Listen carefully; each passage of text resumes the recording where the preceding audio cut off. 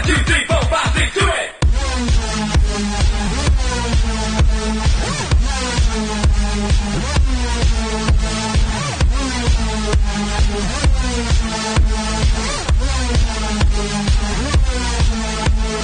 Kā jau zināms, labu līmeņu basketbolā nevar iztikt bez izklaidējošās programmas un karsējmeitenēm. Arī Valmierā, kamēr basketbola kluba spēlētāji vēl atpūšas un trenējas pēc individuālās programmas, karsējmeitenes nesnauž un jau ir uzsākušas vasaras treniņu darbu.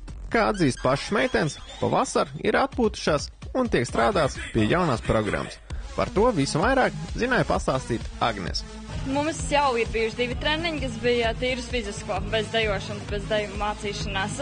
Tāpēc mēs esam diezgan nogurušas. Šodien mums mājās mūsu trenerīt no Anglijas. Mēs bišķi iesildamies, kā redzat, un tad mācāmies jaunas dejas. Tā kā veido programmu. Treniņi es visu vasaru, tagad ir intensīvāk, kamēr ir mums trenerīt Latvijā, tad ir katru dienu.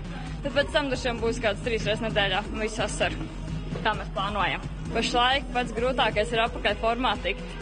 Jo jūti, ja kaut kā 2 nedēļas paņemt pauzīti, grūti tikt apakaļ, viss sāp. Tas tagad ir grūtākais, ko jātiek galā. Mūsu mērķi ir vairāk, es domāju, šajā sezonā būs iziet uz trikiem. Vairāk mēģināt trikus iesaistīt dejās, jo pagājušajā sezonā mēs uz beigām to sākām darīt. Un tad šajā sezonā mēs attīstīsim vairāk. Jūs esat tā kā BK Valmiera karsējmeitenes, cik ļoti jūs esat saistīti ar komandu? Ar komandu mums ir ļoti labas attiecības, ar basketbolistiem arī, un nav tā, ka mēs esam pilnīgi divas atsevišķas lietas. Mēs tāpat esam visi kopā draudzīgi. Mums vislielākais gandarījums ir dzirdēt labus vārdus no skatītājiem un atbalstītājiem, un saprast to, ka mēs ejam uz pareizo virzienu, mēs pareizi darām, un mums ir pareizās idejas, kas skatītājiem patīk. Kā jau dzirdējāt, meitenes trenējas ļoti intensīvi, lai uz basketbola sezonas sākumu būtu labākajā formā un atkal varētu priecēt basketbola cienītājs ar aizraujošiem priekšnesumiem. Vēl priekš karsējmeitenēm vasara ir tas periods, kad mainās sastāvs. Citas meitenes dodas prom, savukārt vietā nāk jaunās, kuras izturējušas atlases, pievienojas pamatgrupai. No pamatsastāvs bija pagājušā sezonā, iet 3 meitenes prom. Es eju, Justīna un Anna, mēs ejam projām. Tāpēc mēs veidojām atlasi un mēs pieņēmām 5 jaunas meitenes. Viņas mums dejoja tā kā mazajā grupā un mēs no tās atlasījām viņas. Tā, tagad mēs viņas trenējam sezonai. Tagad būs jaunas zvaigznes, jaunas līderis komandā. Jā, protams, vajag vietā.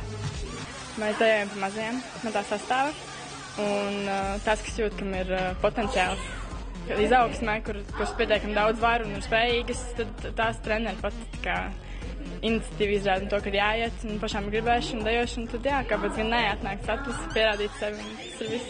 Ko teikt meitenēm? Varbūt tas arī skolā ir meitenes, kur pietiekoši kustīgas un talantīgas, bet viņas kautrēs, vai varbūt baidās nākt, ko viņām ieteikt, lai viņas nonāk šeit jūsu komandā? Es domāju, šis kautrīgums ir jāpārvar, jo savādāk ir tālāk nekas tik nevar.